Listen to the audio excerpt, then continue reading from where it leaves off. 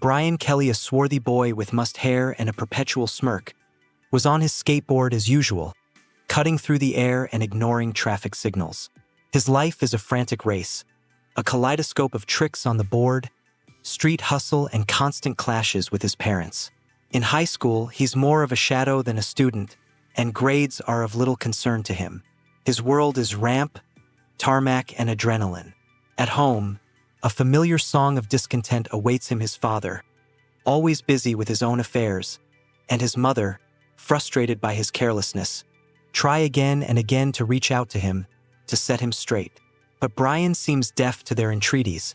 His soul yearns for freedom and speed. The only person with whom he finds a common language is his adopted brother Vin. Vin is a reserved and hardworking guy, unlike Brian, always calm and balanced. He works as a loader for the Vietnam Anti-Communist Relief Fund, an organization that sends medical supplies to Vietnam. Brian admires his determination and respects his opinions, though he can barely imagine himself in his shoes. One day, after another altercation with his father, Brian runs away from home and goes to his favorite ramp. There he meets his friends, and together they begin to hone their tricks.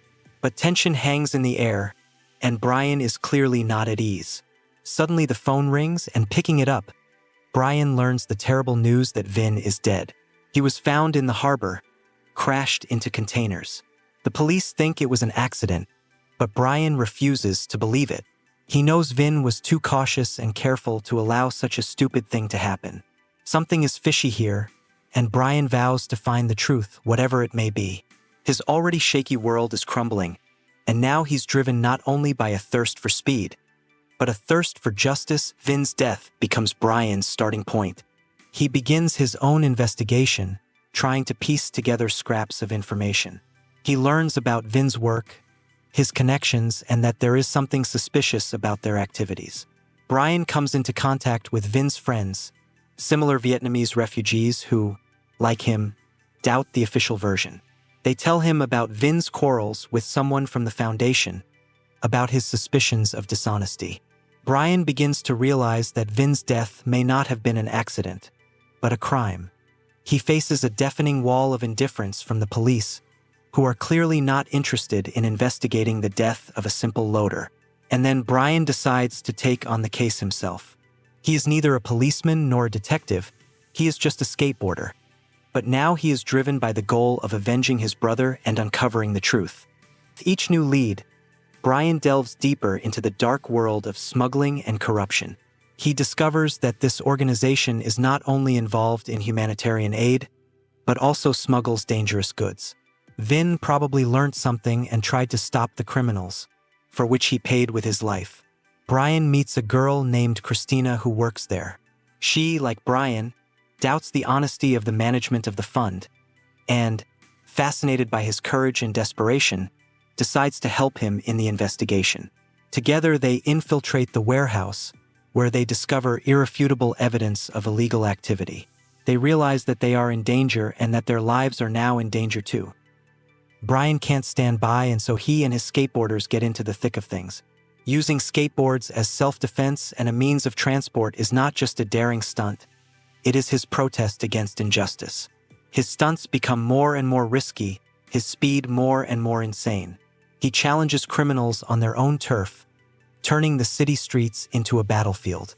Racing on skateboards on rooftops, sliding on railings, dodging pursuers, it all looks like a desperate dance on the edge. Brian, along with Christina and his skater friends, tracks down Foundation trucks full of cargo. He encounters a group of thugs hired by the Foundation to massacre those who get in the way of their business. In this brutal fight, Brian shows not only agility and courage, but also desperate determination. Fighting on rooftops and streets, Brian and his friends use their skateboarding skills to turn their boards into real weapons. They masterfully evade the chase, using every ledge, every parapet, every curb.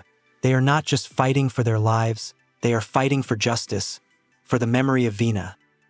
The tension builds to a fever pitch. Brian, pursued by thugs, escapes to his favorite ramp. There the final battle takes place, where Brian, using all his skills, defeats his enemies.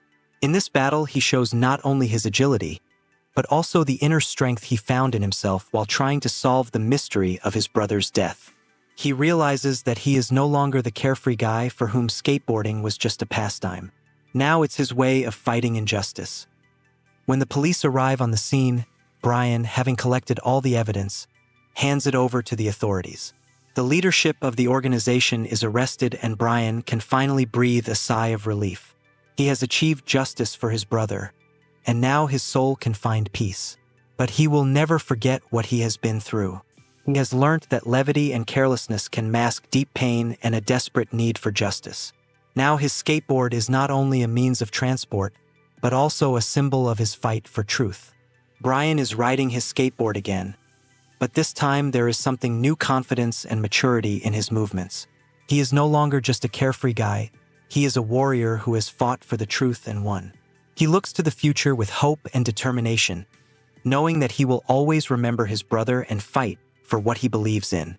His journey is just beginning, and he is ready to face whatever challenges life has in store for him.